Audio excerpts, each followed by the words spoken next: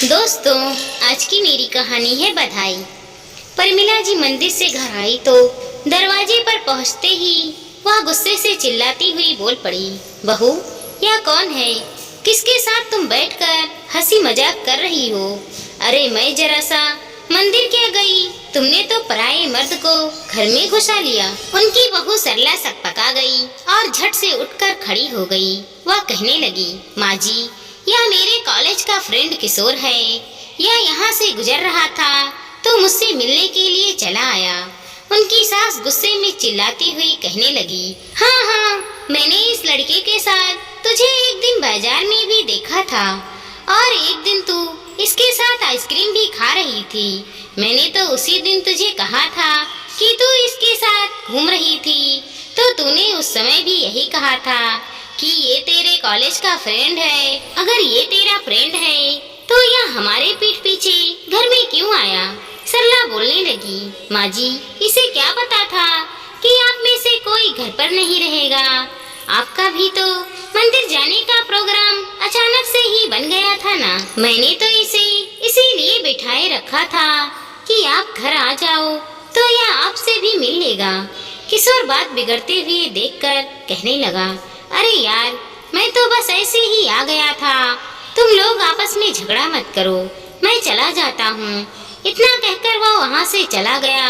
सरला शर्मिंदा हो उठी कि उसकी सास ने उसके फ्रेंड के सामने ही उसे डांट लगाई है। सरला भी अपने कमरे में जाने लगी तो उसकी सास कहने लगी कि जरूर तू हमारे पीठ पीछे गुलछल्ले उड़ा रही होगी। सरला खुद पर लगे इस इंजान से तिलमिला उठी और कहने लगी, माँ जी, मुझे कुछ भी बोलने से पहले आप यह सोचिए कि मैं इस घर की बहू हूँ। आप घर की बहू पर ऐसे लाछन कैसे लगा सकती हैं? उसकी सास गुस्से में कहने लगी, आने दो विनोद को, मैं तेरी सारी काली करतूतें उसे बताऊंगी। शाम को जब विनोद घर आया तो उसकी माँ ने खूब नमक मिर्ची लगाकर सारी बातें बताई तो विनोद झुंझुला उठा और कहने लगा, अरे माँ, ऑफिस में मेरी भी कई महिलाएं सहकर्मियों से दोस्ती है। इसका मतलब ये नहीं है कि मैं उनके साथ गुच्छड़े उड़ाता हूँ। मुझे अपनी पत्नी पर पूरा भरोसा है। तुम इन सब मामले में मत पड़ो। तब परमिला जी मन मसौक कर रह गई थी, लेकिन उनके मन में हमेशा के लिए यह बात घर कर गई थी कि बहू का किसी और से अफेयर चल रहा है। वह उस पर कड़ी नजर रखती थी। जब वह फोन से किसी से बात करती थी तो भी उसके आगे पीछे घूमती रहती थी। उसे बात बात पर तरह तरह के ताने मारती रहती थी। जब वह बाजार जाती थी तब भी छिपकर उसका पीछा करती थी। बीच में कभी कभार किशोर उससे मिलने भी जाता था तो वह घर नहीं आता था। इस पर भी परमिला जी उस पर शक करती थी कि अगर वह उसका फ्रेंड है तो अब उससे मिलने के लिए घर क्यों नहीं आता है। लेकिन किशोर समझदार लड़का था। वह समझ गया था कि सरला की सास इतनी सबकी दिमाग की है, तो इसीलिए वह सरला से मिलने के लिए अब नहीं आता था। वैसे भी वह किसी की गृहस्थी बर्बाद होने की वजह नहीं बनना चाहता था। खैर, धीरे धीरे समय बीता। 8 महीने के बाद एक दिन सरला ने विनोद से कहा कि वह माँ बनने वाली है, तो विनोद बहुत खुश हो गया। जब उसने यह खुशखबरी अपनी माँ को सुनाई तो उसकी माँ ज्यादा खुश नहीं हुई और वह सोचने लगी कि पता नहीं ये बच्चा किसका है। उन्हें अपनी बहू के चरित्र पर संदेह जो हो रहा था। खैर, धीरे धीरे वक्त बीता। जब उसकी डिलीवरी का समय आया तो परमिला जी और विनोद दोनों उसे लेकर हॉस्पिटल पहुँचे। डॉक्टर ने चेकअप करने के बाद बताया कि सरला का ऑपरेशन करना पड़ेगा। थोड़ी देर के बाद परमिला जी अनमाने ढंग से अपने बेटे विनोद के साथ अस्पताल में बैठी हुई थी। ऑपरेशन थिएटर में विनोद की पत्नी सरला बस अपने बच्चे के आने के इंतजार में ऑपरेशन थिएटर की छत को घूर रही थी। उसकी कमर में इंजेक्शन लगाकर उसका शरीर सुन्न कर दिया गया था ताकि उसे दर्द का एहसास ना हो। थोड़ी ही देर में ऑपरेशन के द्वारा उसने एक बेटे को जन्म दिया। बच्चे के रुदन से ऑपरेशन थिएटर गूंजने लगा। नर्स बोली, बधाई हो, आपको बेटा हुआ है। सरला की आंखों में आंसू उमड़ आए। उसे दर्द की अनुभूति जरा भी नहीं हो रही थी, लेकिन उसे पता था कि जब इंजेक्शन का असर खत्म होगा तब उसे भयानक पीड़ा होगी। खैर, अपने नन्हे मुन्ने बेटे के लिए वह सारी पीड़ा हंसते हंसते सहने को तैयार थी। थोड़ी देर में उसे रूम में शिफ्ट कर दिया गया था, लेकिन जब उसकी सास कमरे में गई तो गुस्से में कहने लगी, बहू, बच्चे की शक्ल तो विनोद से नहीं मिल रही है। मुझे तो पहले से ही शक था तुम्हारे चरित्र पर। देखो, पहले तो मैं तुम्हारे बेटे का डीएनए टेस्ट करवाऊंगी, उसके बाद ही घर आने के लिए मिलेगा। यह सुनकर सरला हैरान ही रह गई। तभी विनोद भी चाय लेकर कमरे में आया। माँ की बात सुनकर वह गुस्से में कहने लगा, माँ, तुम्हारा फितूर अभी तक उतरा नहीं है। अरे, मुझे मेरी पत्नी पर पूरा भरोसा है, तुम यह सब क्यों बोल रही हो?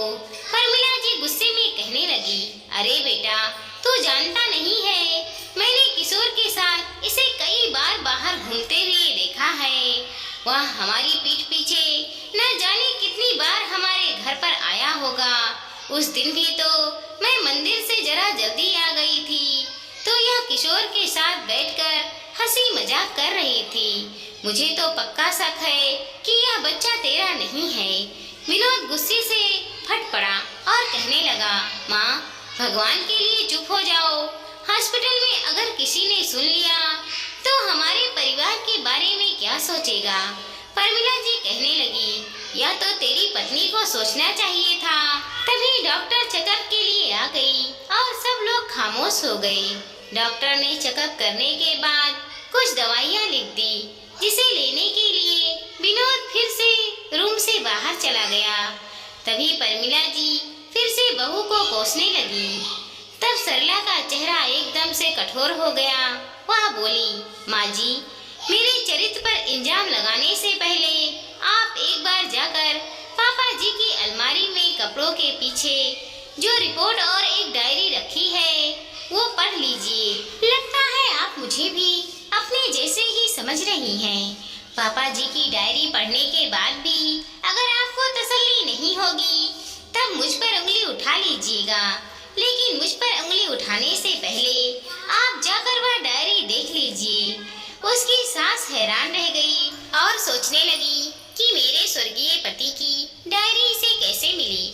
उन्हें सोच में डूबा देखकर सरला कहने लगी, 2 महीने पहले सफाई के दौरान वह डायरी मुझे स्टोर रूम के एक पुराने सिगरेट बॉक्स में मिली थी। वह डायरी पढ़ने के बाद ही अब आप मेरे सामने आइएगा। इतना कहकर उसने मुंह फेर लिया। अब तो परमिला जी को घर जाने की जल्दी होने लगी। जब विनोद रूम में आया तो वह तुरंत ही घर चली गई। बहू की बताई हुई जगह से वह रिपोर्ट वाली फाइल और डायरी मिल गई। रिपोर्ट देखते ही परमिला जी के हाथों से रिपोर्ट छूट कर गिर गई, क्योंकि उस रिपोर्ट में लिखा था कि उनके पति कभी पिता नहीं बन सकते। उनके माथे से पसीना बहने लगा। उन्होंने कांपते हाथों से डायरी खोली तो उस डायरी में लिखा था, मैं परमिला से शादी होने के बाद बहुत खुश था। मैं उससे बहुत प्यार करने लगा था।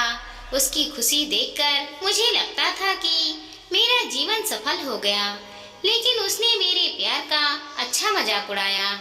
एक बार मेरा एक्सीडेंट हो गया था। उस एक्सीडेंट में मैं बाप बनने की क्षमता खो चुका था। मुझे समझ नहीं आता था कि मैं परमिला को यह सब कैसे बताऊं। मेरे एक्सीडेंट के बाद धीरे धीरे मैं खुद को संभाल रहा था, लेकिन 6 महीने बाद जब परमिला ने बताया कि वह माँ बनने वाली है, तब मेरे पांव तले जमीन सरक गई। मुझे समझ नहीं आया कि परमिला बेवफा है, वह मेरा बच्चा था ही नहीं। फिर भी मैं खामोश रहा।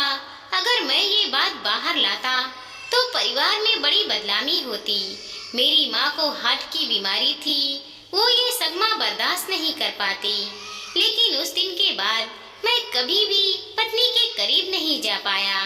परमिला जी की आंखों से आंसू बहने लगे थे, क्योंकि उनके पति अपने बेटे के जन्म के बाद से ही अलग कमरे में सोते थे। वो पत्नी से ज्यादा मतलब भी नहीं रखते थे, ना ही पहले की तरह पत्नी से प्यार जताते थे।